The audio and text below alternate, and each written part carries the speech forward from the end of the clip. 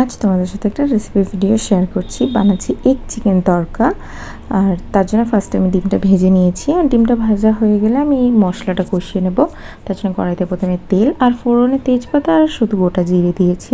তারপরে দিয়ে দিচ্ছি পেঁয়াজ কুচি। পেঁয়াজটা হালকা ভাজা ভাজা হয়ে গেলে আমি রসুন বাটাটাও দিয়ে দেবো, আর দিয়ে দেবো আদা বাটা আর টমেটো কুচি। যেহেতু টমেটো কুচি দিয়েছি সেই জন্য আমি এখনই নুনটা দিয়ে দিচ্ছি, যাতে টমেটোটা ভালো করে গলে যায়।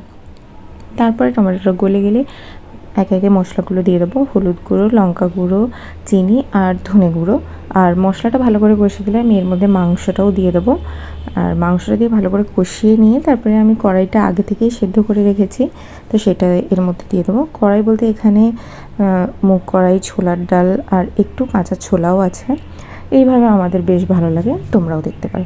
তারপরে ডিমটাও দিয়ে ভালো করে জলটা ফুটে গেলে আমি এটা ভালো করে ঘেঁটে নেবো, আর ওপর থেকে ধনেপাতা, গরম মশলা ছড়িয়ে নিলেই ব্যাস তৈরি এগ চিকেন তরকা। তো আজকের মতো এতটাই, দেখাচ্ছি অন্য কোনো ভিডিওতে। এখনো তো বাই।